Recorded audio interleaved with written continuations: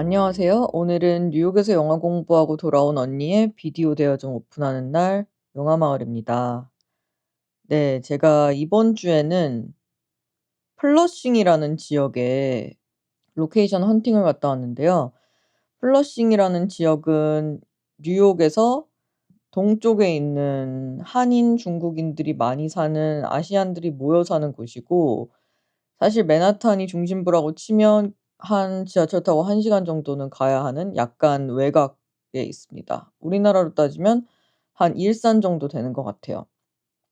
그래서 거기를 간 이유는 저의 중국인 친구가 클래스메이트가 이제 감독이고 저는 프로듀서로서 5 월에 영화를 하나 찍기로 했는데, 사실 영화라기보다는 장면 몇 개, 씬 몇 개 정도인 것 같은데, 그 중국인 감독이 쓴 영화가 배경이 이제 주인공이 음식 배달하는 사람이고 핫팟 집에서 배달 음식을 가져다가 자전거를 도둑 맞는 바람에 지하철로 배달을 해야 하는 그런 이야기를 쓰셨고, 그래서 저희가 핫팟집에서 촬영을 하기 위해서 플러싱의 핫팟 식당에 가서, 핫팟이 허거입니다. 핫팟 식당에 가서 그 촬영 허가를 받으러 갔고요.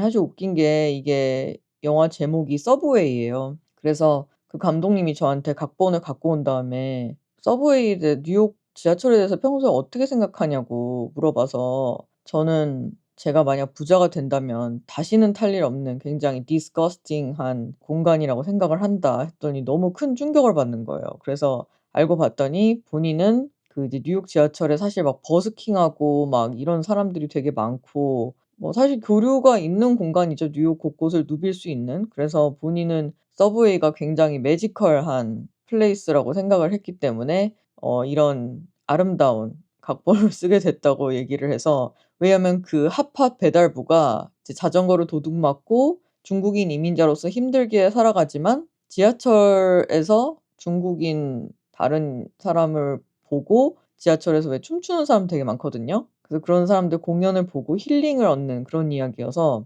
솔직히 말해서 저는 그렇게 크게 공감을 못 했는데, 학교 과제상 해야 되는 거여서 일단, 네, 저는 그래서 열심히 참여하고 있고, 그 감독님은 실제로 서브웨이를 굉장히 아름다운 곳이라고 생각하시는 것 같은데, 뭐 아무래도 좀 젠지이다 보니까 세상을 좀 아름답게 저보다 보는 경향이 있지 않나, 때가 덜 묻어서. 그래서 네, 아무튼 그래서 그 서브웨이라는 영화를 찍기 위해서 플러싱에 저희가 후보로 찍어 놓은 핫팟 식당 3 군데를 갔고요. 이제 한 군데는 저희의 무조건 1 순위였어요. 뉴욕타임즈에서 뉴욕에서 꼭 가 봐야 할 레스토랑 100개 안에 선정된 곳이기도 했고, 진짜 제대로 된 핫팟 레스토랑에서 사람이 너무너무 많았고, 오후 3 시쯤 갔는데도. 그리고 진짜 인테리어도 왜 우리나라 되게 오래된 막 민속촌의 백반식당 같은 데 가면 물레방아랑 막 연못이랑 잉어 그런 거 있잖아요. 그런 게 뉴욕에 펼쳐져 있었습니다. 어떻게 구하셨는지 모르겠는데, 그래서 그 핫팟 식당에 일단 가장 먼저 갔는데, 거기는 좀 규모가 크다 보니까 매니저가 없다고 그러더라고요. 그래서 일단은 카운터에 있는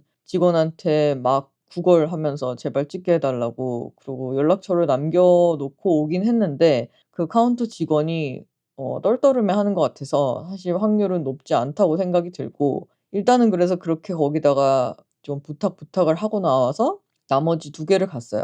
근데 하나는 사실 그렇게 예쁘지가 않아서 그냥 들어가서 보고 뭐 딱히 부탁도 안 하고 나왔고, 한 곳은 뭐 거기도 꽤 아름답고 멋졌는데, 그 주인장분이 시네필이신지 영화를 좋아하시는 분이신지 뭔지 모르겠는데 너무 흔쾌히 허락을 해 주시는 거예요. 막 사실 이제 중국인 프로듀서도 1명 더 같이 갔거든요. 그래서 저는 그냥 옆에서 보고만 있고, 그 중국인 주인장한테 막 중국어로 막 하면서 막 부탁을 하는데, 그 주인장이 막 "거의." 막 이러는 거예요. 근데 그게 이제 뭐 "별거 아니야. 응, 응." 이런 뜻이어서, 그거가 제가 중국어를 하나도 못하지만 전부 다 느껴질 정도로 굉장히 호의를 베풀어 주셔서 '아마 거기서 찍게 될 확률이 높지 않을까.' 일단은 생각을 하고, 그래서 일단 거기서 허락을 받고 나서 핫팟은 또 뉴욕 100대 레스토랑에서 먹어야 되지 않겠습니까? 그래서 다시 그 저희 1 순위였던 총칭 라오자오라는 핫팟집에 가서 제대로 된 핫팟을 먹었고요. 물레방아 옆에서 먹었는데 좀 놀란 거는 생각보다 진짜 재료를 다양하게 팔고 뭐 돼지피, 소피 저희도 뭐 선지 먹으니까요.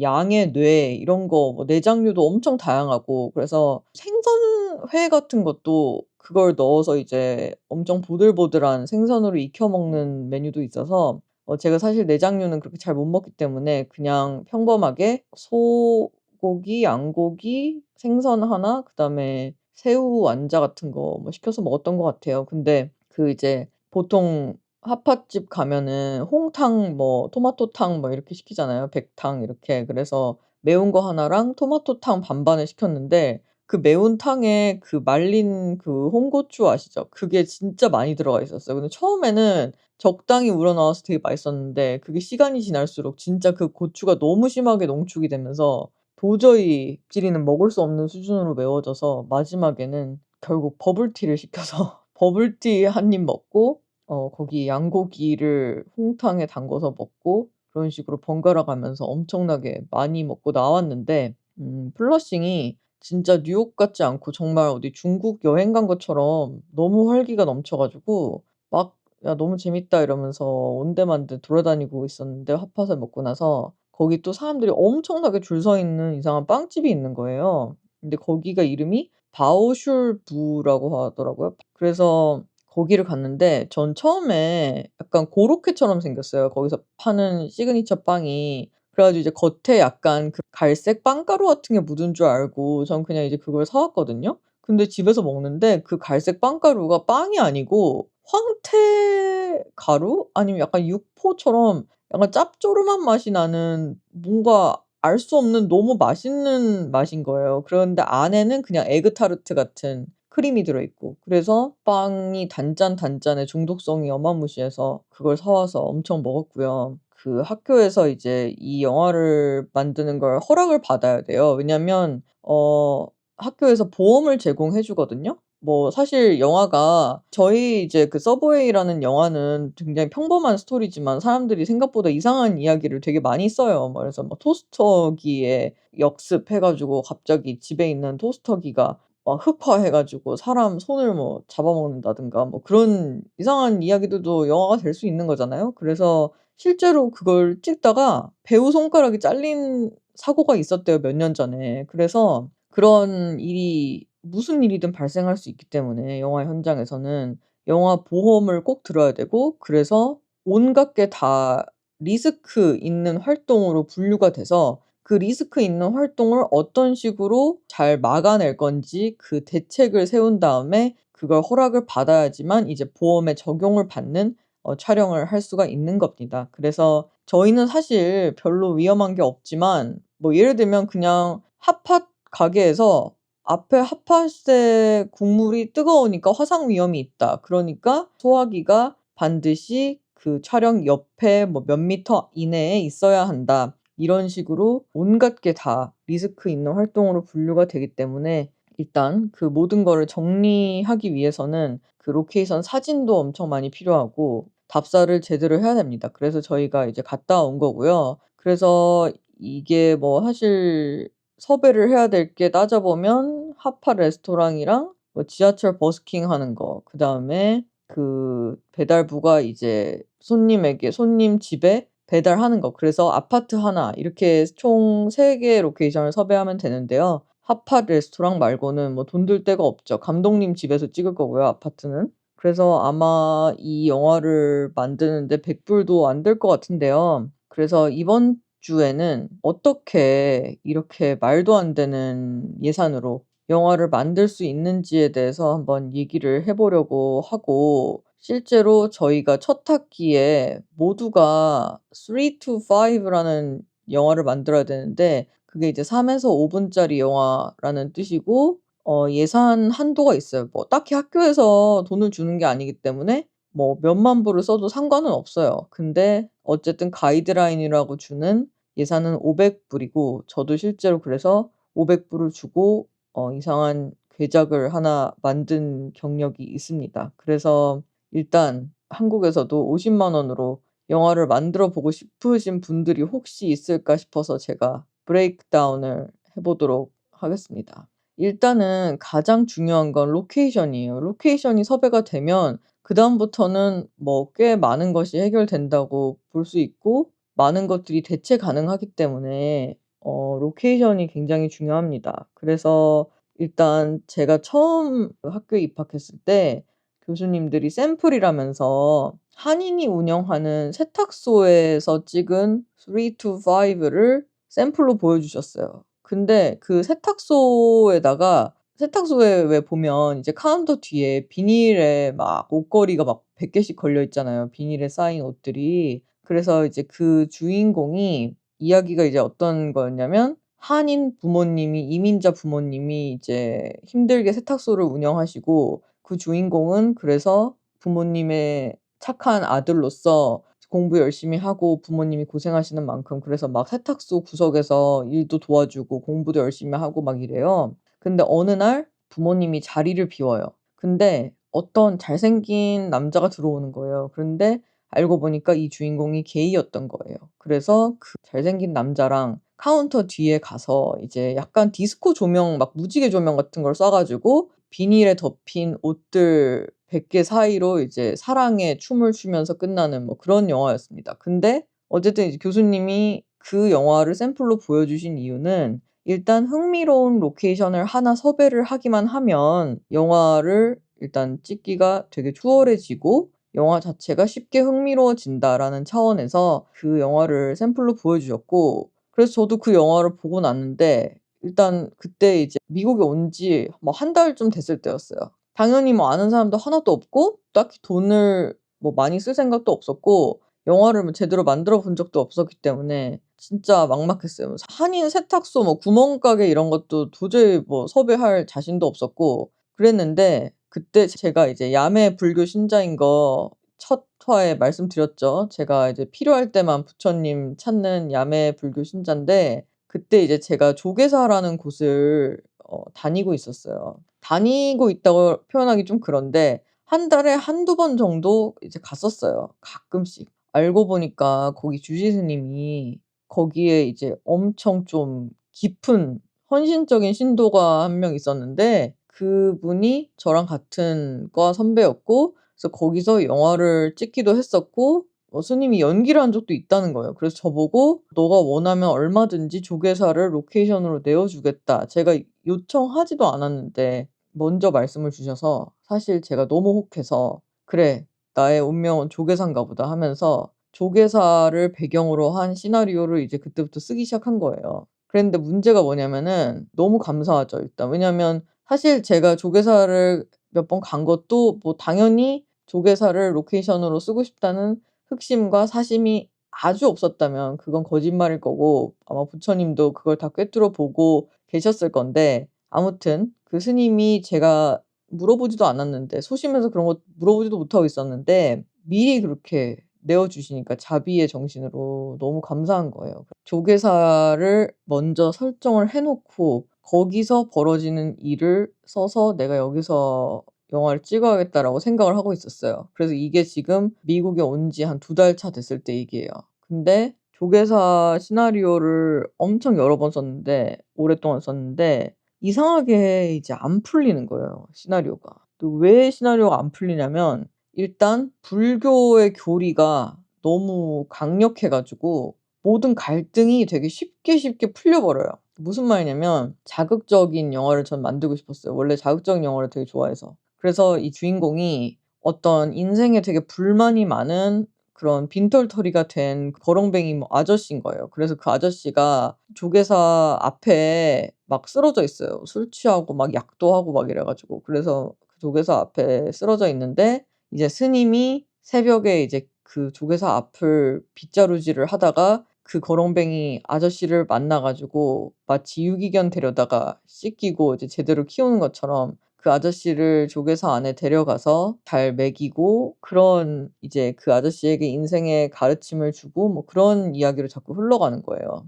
그러다 보니까 그 아저씨가 막 뭐 되게 불경스러운 말을 해요. 그러면 그냥 스님이 맨날 허허 웃으면서 이제 그냥 이 갈등이 고조될라 치면 풀려 버리고 고조될라 치면 풀려 버리고 이런 식으로 흐르는 거예요. 그래 가지고 제 주변 사람들이 "그러면 스님을 나쁜 사람을 만들어라. 스님을 불경스러운 사람으로 하면은 재밌어질 거다."라고 했어요.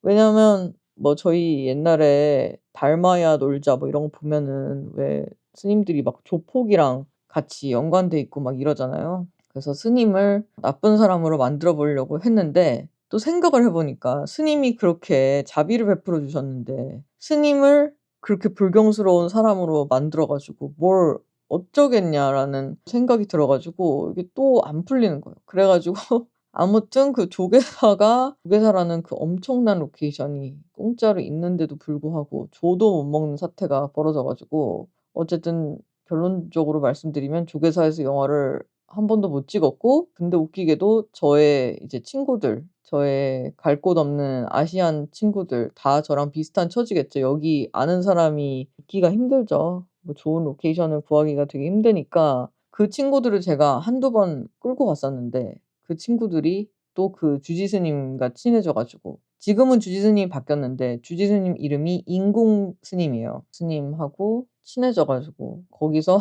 정작 제 친구가 영화를 찍는 사태가 벌어졌고 뭐 좋은 일이죠. 좋은 일이고 재밌었고 했는데 아무튼 그런 일이 있었고, 그래서 저는 다시 이제 다른 로케이션을 베이스로 시나리오를 또 써야 되는 거예요, 3 에서 5 분짜리를.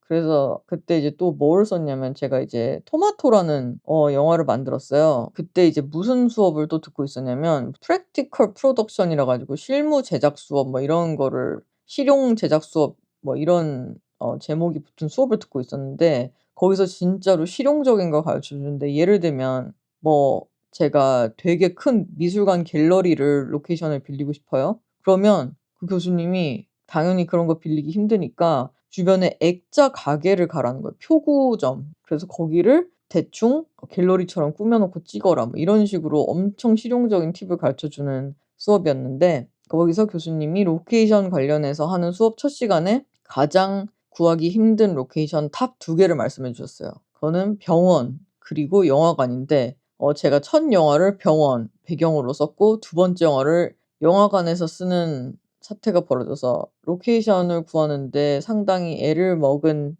역사가 있고요. 그래서 그 토마토라는 첫 영화는 병원을 배경으로 하고 있는데 그 실용 제작 수업에서 병원 진료실 정도만 필요하면 그 요양병원이나 아니면 그 요양병원이 이제 시니어 케어 홈 같은 데 있잖아요. 그런 데나 아니면 동물병원 같은 데를 잘 알아보라는 거예요. 쪼금 기준이 엄격하지가 않으니까 빌리기가 쉬울 거라고. 그래서 제가 그러려고 했는데 제 영화는 병실이 필요한 영화였어요, 병실. 이 영화 제목이 왜 토마토냐면요. 토마토는 전립선 비대증에 되게 효과가 있어요. 왜냐하면 토마토에 라이코펜이 들어있기 때문에. 영화를 한 줄로 요약한 걸 로그라인이라고 합니다. 그래서 "이 영화의 로그라인이 뭐야?" 이렇게 물어보면 섹스리스 부부가 토마토 때문에 아주 오랜만에 솔직해진다. 이게 한 줄이고요. 이제 이 영화가 그래서 저는 병실이 필요했어요. 왜냐면 이제 이 둘이 섹스리스일 뿐만 아니라 평소에 대화도 잘 안 하는 그런 소원한 부부였던 거예요. 근데 이 남자가 그래서 전립선 관련 수술을 받고 누워 있고 이 여자가 토마토를 사들고 이 남자에게 병문안을 와요. 그래서 사실 토마토가 전립선에 좋다는 얘기를 듣고 "토마토를 사 왔어." 이렇게 얘기를 해요, 여자가. 근데 알고 보니까 이 남자가 전립선을 떼는 수술을 한 거예요. 네. 그 정도로 이제 서로에 대한 이해가 없는 거죠. 평소에 이제 그 정도로 소원한 거죠. 그래 가지고 이제 이 남자는 너무 열이 받는 거예요. 이제 '어떻게 이렇게 나의 결핍을 채워 줄 수가 없어? 전립선을 떼 버렸는데 전립선에 좋다는 이유로 토마토를 사들고 오니까 어처구니가 없잖아요.' 그래 가지고 이제 그 여자가 막 토마토를 권하고 이러는데 막 다 뱉어 버리고 막 이래요. 막 거부하고. 근데 사실은 이 여자가 우울증이었던 거예요. 남편 몰래 우울증 약을 먹고 있었던 거예요, 집에서. 그래 가지고 이 남자가 근데 이 여자가 우울증 약을 먹었던 이유는 이 남자가 전립선이 안 좋고 수술이 들어간다는 얘기를 들은 후로 너무 불안해 가지고 이 남자를 잃을까 봐 너무 두려웠던 거예요. 근데 그 말을 안 하고 있었던 거예요. 완전 회피형이죠. 그래 가지고 이제 결국 서로가 사실은 서로를 위하는 마음이 있었다라는 사실을 알게 되고, 여자가 들고 왔던 토마토가 이제 방바닥에 병실 바닥에 흩어지면서 둘이 이제 토마토 위를 밟아서 약간 그 토마토 축제처럼 춤을 추면서 그 서로 화해의 춤으로 영화가 끝나는 그런 괴작이 탄생을 했는데, 이제 그러면 병실을 도대체 어떻게 50만 원으로 구했냐 이제 궁금하실 거 아니에요? 그리고 실제로 제 밑에 학년에서도 누군가가 "병원을 찍고 싶다."라고 하면 다 저한테 물어보는 그런 괴작의 대표적인 예시로 이제 약간 유명해졌는데, 그래서 결론부터 말씀드리면 저는 제 방에서 찍었고요. 어 제 방이 다행히도 뉴욕에 있는 다른 많은 좀 꼬질꼬질한 아파트들과 다르게 완전 신축이었어요. 그래서 진짜 벽이랑 이 모든 게 그냥 새하얀 그 한국의 되게 전형적인 원룸 있죠. 아무 인테리어도 없는. 그래서 쪼금 꾸미기가 편했고, 벽이 일단 새하얗고, 그러다 보니까 이제 제대로 된 시트 같은 거를 사서 침대만 잘 꾸미면 얼추 병실 같은 느낌이 나긴 해요. 하지만 그러면 주변에 보이는 그런 온갖 냉장고랑 이런 거 뭐 어떻게 가릴 거예요? 뭐 싱크대랑 전자레인지도 있고 막 이런데 이거 어떻게 가릴 건지, 인제 그게 문제가 된 거예요. 그래서 어떻게 됐냐면, 영화의 조명 기구 중에 C 스탠드라는 게 있어요. C 스탠드는 제가 왜 C 스탠드인지 지금 까먹었는데 기역자로 된 스탠드예요. 그래서 말하자면은 세로로 된 되게 튼튼한 스탠드가 있고, 가로로 이제 기둥을 끼워 가지고 거기 위에 이제 뭔가 막 많이 걸칠 수가 있는 거, 뭐 이렇게 걸 수 있는 조명 같은 걸 거기다 걸어도 되고 뭐 이런 C 스탠드라는 스탠드가 있는데, 그거를 이제 엄청 여러 개를 가져다가 거기 위에다가 그 병원 커튼을 건 거예요. 그래서 그 제 침대 주변으로 그 초록색 병원 커튼 있잖아요. 그거를 다 그 C 스탠드에 끼워 가지고 완전 봉쇄를 했어요, 침대 주변을. 그래서 아예 커튼만 보이게, 그 침대 밖으로는. 그래서 이제 저의 이상적인 머릿속 생각으로는, 데이빗 린치 영화들 보시면 아실지 모르겠는데, 데이빗 린치 영화들 중에서 약간 이렇게 초현실적인 공간에 가면은 약간 붉은색 벨벳 커튼 같은 걸로 이제 사방이 막혀 있는 방에서 갑자기 막 금발의 여자랑 만나고 막 이런 씬들이 있어요. 아무튼 그래서 제가 원한 건 그런 바이브였는데, 방이 너무 좁다 보니까 그 스탠드를 제대로 세워 놓고 거기에 제대로 커튼을 거는 게 정말 보통 일이 아니었어요. 커튼이 막 다 구겨져 있고 막 테이프로 천장에 막 덕지덕지 붙여서 겨우 고정하고 뭐 난리를 치면서 어쨌든 찍었는데, 병원 로케이션을 빌릴까도 생각을 했어요. 근데 정말 뉴욕은 상상 초월로 그 모든 게 너무너무 비싸고, 막 하루에 200만 원이에요. 그냥 병실 12 시간 빌리는 게. 근데 병실용 세트예요. 실제 병실 아니고. 제가 막 또 구걸 메일을 썼죠. 구걸 메일이 핵심이에요. 사실 50만 원 영화 만드는 데 있어서는 모든 걸 구걸해야 돼요.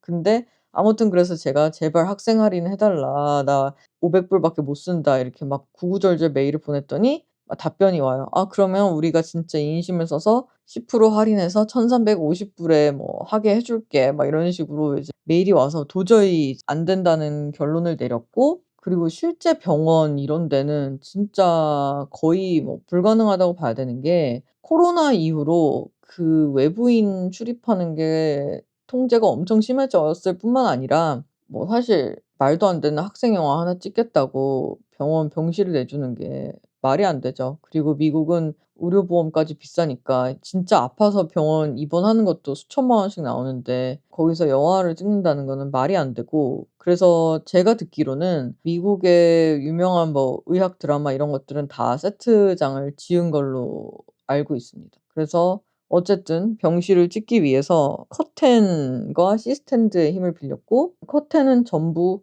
아마존에서 구입을 했습니다. 커튼이 생각보다 되게 비싸요. 왜냐면 그게 폭이랑 길이 같은 게 엄청 길어야 됐었어요. 왜냐면 이 조금의 틈도 없이 원룸의 그 침대를 제외한 원룸이라는 게 알려질 수 있는 부분들은 다 안 보여야 되니까. 그래서 엄청 넓고 긴 커튼을 사다 보니까 커튼 값으로만 80 불짜리 한 3 폭을 샀나? 그래서 200 몇 불이 나왔는데, 여기서 이제 또 하나의 팁을 드릴 거는 사실상 아마존은 학생 영화의 무료 프랍 하우스라고 보시면 됩니다. 무료 소품 대여점이라고 보시면 되는 게 아마존은 사실 거의 묻지도 따지지도 않고 30일 안에만 그대로 물건을 보내면 환불을 해 줘요. 근데 미국은 진짜 환불 시스템이 쪼금 더 관대한 것 같고 그래서 어지간하면 다 리턴하는 식으로 해서 아마존은 근데 대기업이니까 좀 봐줄 수도 있잖아요. 50만 원으로 영화 찍겠다는데.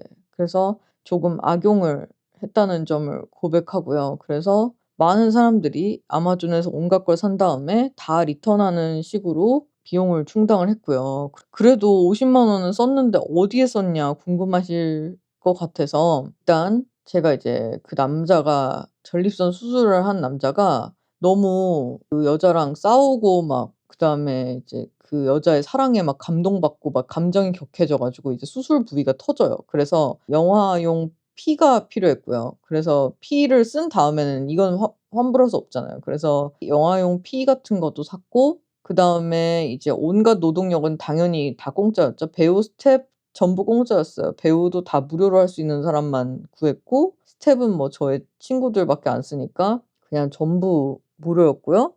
기자재도 학교에서 다 대여를 했고요. 그래서 거기서는 이제 빵원이었고 근데 그 시스템드가 장난 아니게 무거워요. 왜냐면 그게 넘어지면은 위험하잖아요, 조명 같은 게. 그래서 그 스탠드 자체가 약간의 추 같은 역할을 해야 해서 그 스탠드 자체가 엄청 무거워서 그 스탠드를 3 개나 빌렸기 때문에 그걸 싣고 오느라고 또 대형 우버를 빌리는 바람에 우버 값만 한 50불 나왔던 것 같고요, 왕복. 그리고 아무리 공짜 노동력을 부려도 사람들 아아랑 점심은 사 주고 일을 시켜야 되니까 그분들 점심값 나왔고요. 그리고 제가 약간 조명 그 왜 병실 조명 같은 거 있잖아요. 약간 되게 아늑한 느낌의 하얀색 가시 달려 있는 그런 아늑한 병실 조명 같은 걸 하나 샀는데 그걸 제가 깨트려 가지고 그것도 환불을 못 했고 아무튼 그런 식으로 해서 얼추 50만 원이 들었습니다. 그리고 당연히 편집과 온갖 후반 작업은 제가 다 했고요. 그리고 이제 병실을 구현하기 위해서 당연히 그런 링겔 줄이랑 이상한 막 모니터 이런 거 사야 되잖아요. 그래서 그거는 어떻게 했냐면 링겔 줄이랑 그런 병원복 이런 것들은 할로윈 소품샵이 있었어요. 근데 할로윈 소품샵 같은 데 가면 약간 서로 그런 야한 플레이, 병원 롤플레잉 같은 거 좋아하시는 분들이 많아서 그런 소품을 엄청 싸게 구할 수가 있었어요. 그러니까 청진기도 청진이 하나도 안 되는데 생긴 것만 청진기인 거 이런 것들을 다 구입을 했고요. 하나 유일하게 샀던 거는 그 이베이에서 심장 박동을 알려주는 그런 삐삐하는 모니터 있잖아요. 그거를 약간 무서운데 약간 폐병원에서 다 쓰고 남은 그런 작동이 안 되는 그 모니터를 사 가지고 거기다가 그린 스크린을 그 모니터에 이제 초록색 스크린을 붙여서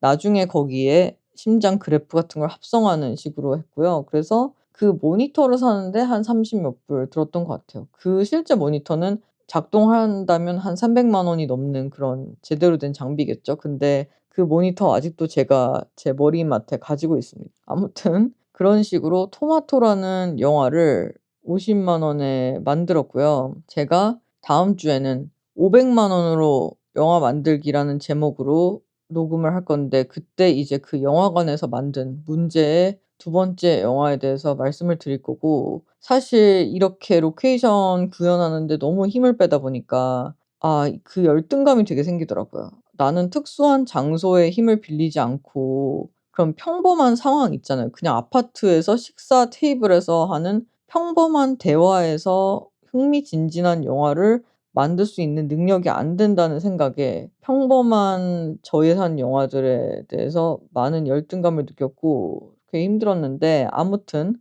본인이 하고 싶은 얘기가 매번 아파트 뭐 소파 위에서만 이루어질 수는 없는 거니까 제 주변에 사실 더한 케이스들도 많았어요. 어떤 사람은 두 번째 이제 500만 원 짜리 영화를 만들어야 될 때 막 네팔 히말라야 막 가기도 했고 산소통 메고 어떤 사람은 자동차 추격전이 필요해 가지고 그 영화 허락 받으려면 보험 거기 제출해야 되는 서류 이런 거 보통은 뭐 한 5장 6 장인데 그 친구는 한 40장 냈다고 하더라고요. 그래서 아무튼 가장 중요한 거는 꺾이지 않는 마음인 것 같고 50만 원으로 할 수 있는 온갖 굽실굽실과 온갖 인맥과 갖고 있는 무료 리소스, 그러니까 이를테면 저는 다행히 저한테 하얀색 방이 있었던 거죠, 침대랑. 그리고 침대도 웃겼던 게 이제 약간 전동식 침대를 하고 싶었던 거예요. 제가 약간 그 상반신이 살짝 기울어질 수 있는. 그래서 결국 그것도 밑에 막 박스를 깔아 가지고 매트리스를 살짝 접어 가지고 구현을 하고 뭐 하여튼 난리를 쳤는데 그런 식으로 50만 원으로도 병실 영화를 만들 수 있다는 점을 말씀을 드리고 싶었고, 그리고 의상은 만약 뉴욕에서 사실 거면 중고샵에 가서 사시는 게 가장 싸고, 저는 그 이제 이 영화의 마지막 씬이 여자가 엄청 길고 얇은 스틸레토 힐 있죠. 그걸로 토마토를 콱 찍으면서 끝나요. 그걸 콱 찍어서 밟으면서 끝나거든요. 그래서 정말 아름다운 스틸레토 힐을 사고 싶었어요. 그래서 중고 샵은 못 갔고 아울렛에 가서, 도심에 무슨 아울렛이 있더라고요. 그래서 아울렛에 가서 진짜 아름다운 힐을 하나 샀고, 그 힐은 여배우분한테 선물로 드렸고 환불은 못 했습니다. 왜냐면은 토마토를 막 밟느라고 이미 그 가죽에 토마토 물이 막 다 물들어 버려 가지고. 그래서 제가 아직도 토마토가 온 사방팔방에 다 밟혀서 실갑이 됐던 그 집에서 살고 있고요. 그리고 그 토마토를 촬영할 때 제가 한 명을 이제 토마토 걸로 임명을 해서 그 사람이 이제 토마토 관련 모든 걸 담당하는 사람이었던 거예요. 그래서 토마토 중에 가장 예쁜 토마토도 골라내고 그다음에 토마토 개수도 잘 관리해야 되고 뭐 이런 역할을 제가 부여했었는데, 그 토마토 거리랑 같이 트레이더 조에 토마토를 이제 엄청 많이 사러 갔었어요. 토마토가 수십 개 필요하니까. 그래서 막 카트에 토마토를 막 수십 개 담고 있는데 어떤 할머니가 오더니 "아 뭐 만들려고 그래?" 이렇게 막 "뭐 파스타?" 막 이렇게 물어봐요. 그래서 아니요. 영화 만들려고요." 이렇게 얘기를 했던 기억이 있고, 그리고 진짜 좀 이상한 일이 많았던 게 그 토마토가 이제 제 작은 원룸에 이제 그 사람들이 대기 시간에 심심했는지 토마토를 온갖 이상한 제가 모르는 막 서랍 이런 데다가 숨겨 놓은 거예요. 그래서 그 몇 달 후에 그 곰팡이 피고 썩은 토마토를 막 뒤늦게 발견해 가지고 토마토가 한동안 집에서 곳곳에서 발견되는 일들이 있었고, 예, 그래서 토마토를 혹시 보고 싶으실지 모르겠지만 제가 공개는 안 해 놨고요. 페스티벌에 한 10개 넘게 제출했는데 전부 떨어졌습니다. 이게 괴작이다 보니까 세상 사람들에게 많은 이해를 받지는 못하는 것 같아요. 근데 어차피 미국 와서 만든 첫 영화였고 뭐 딱히 큰 기대를 하지 않았기 때문에 괜찮습니다. 그리고 그 토마토 영화의 포스터를 나중에 한참 있다가 한국 가서 만들었는데, 제가 이제 토마토 포스터에 대해서 아이디어를 갖고 있었던 게 뭐냐면, 토마토 빨간색 토마토 있잖아요. 찰토마토 큰 거. 거기에 토마토라는 글자를 영어로 이제 수술용 그 실밥이 이제 된 것처럼, 그 말하자면 토마토에다가 그 토마토라는 글자를 수술용 실 같은 걸로 이제 자수를 놓고 싶은 거예요. 그게 마치 제목처럼 보이게끔. 왜냐면 이게 약간 수술 자국이 이제 팍 터지면서 그 사단이 나는 거거든요, 그 영화의 클라이맥스에서. 그래서 제가 토마토에 자수를 놓고 싶은데 그게 너무 어려운 거예요. 제가 이제 토마토를 또 한국의 시장에 가서 엄청 여러 개를 샀는데 처음에 첫날은 계속 실패를 했어요. 그래서 전 처음에 저의 바느질 실력이 되게 문제가 있는 줄 알고 제 스스로를 또 자책하고 했죠. 그랬는데 그때 이제 두 가지 문제를 진단한 거예요. 또 빨간색 토마토를 사서 하니까 토마토가 이미 너무 익어 있는 거예요. 그래서 토마토가 너무 물렀고, 그리고 두 번째는 제가 그냥 일반 명주실 있잖아요. 그냥 그런 걸로 하니까 얘네가 토마토를 통과하면서 이 명주실이 물을 먹는 거예요, 토마토 물을. 그러면서 실이 막 무거워지면서 끈적끈적해지면서 이게 바느질이 잘 안 되고, 그리고 결국 그래서 쪼금만 실을 당겨도 얘네가 토마토가 다 찢어지는 그런 불상사가 계속 생겨서 이제 다시 갔죠, 시장에. 다시 가서 뭘 샀냐면 완전 푸르딩딩한 딱딱한 토마토 있죠. 초록색 토마토. 진짜 약간 완전 보기만 해도 떫은 토마토를 사와 가지고 제가 뭘 시켰냐면 낚시 무슨 업체 이런 데서 코팅된 하얀색 실이 있더라고요.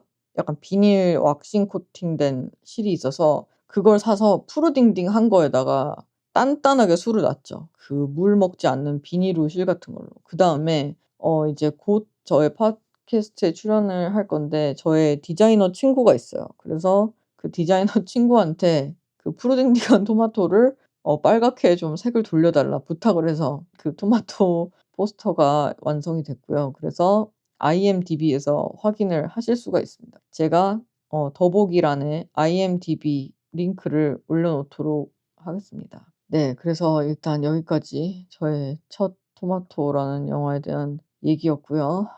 이번 주 추천 콘텐츠는요. 사실 제가 좀 보고 가장 충격받았던 거는 지아장커라는 중국인 거장 감독님께서 시댄스 2.0 이라는 AI 영상 제작 프로그램으로 만든 5 분짜리 영화고요. 제목은 지아장커스 댄스입니다. 되게 디스토피아적인 영화인데 실제 지아장커 감독님이랑 약간 AI 버전의 지아장커 감독님이 대화를 나누는 식이고, 그 AI 버전의 지아장커 감독님은 말하자면 사실상 말투도 약간 챗GPT 같고 좀 흑화된 그런 지아장커라고 보시면 돼요. 그래서 둘이 이제 얘기도 하고 막 같이 춤도 추고 하면서 지아장커라는 실제 사람을 AI가 대체할 수 있느냐라는 질문을 던지는 영화 같아요, 일단 제 해석으로는. 그 영화에 펫샵 보이즈의 Go West라는 노래가 되게 많이 쓰여서 이제 그 노래에 중독이 돼서 그 노래를 좀 많이 들었고요. 그다음에 또 너무 좋았던 거는 코고나다 감독님이라고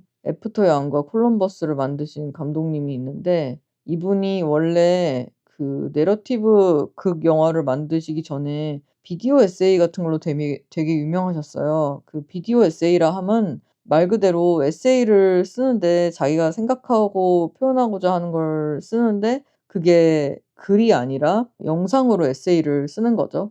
되게 좋은 영화들의 좋은 부분을 잘 편집을 해서 에세이가 완성되는 경우들이 많고요. 그래서 이번에는 그 로베르 브레송 영화들에 나온 문들만 모아 놓은 비디오 에세이를 하나 만드셨고, 그것도 한 5분 정도 되는데 그렇게 '문소리라는 게 되게 좋구나.'라는 거를 새삼스럽게 느꼈어요. 약간 옛날 문들이다 보니까 문소리가 되게 다채롭더라고요. 근데 생각해 보면 한국에서는 도어락 때문에 거의 집에서 나갈 때 들어올 때 나는 문소리는 도어락 그 전자음 있잖아요. 그게 항상 되게 각인이 돼 있는데 뭐 그것도 나중에는 미래의 문소리로 쓰일 수 있겠죠. 그래서 이 두 개의 충격적인 영상들을 봤고요.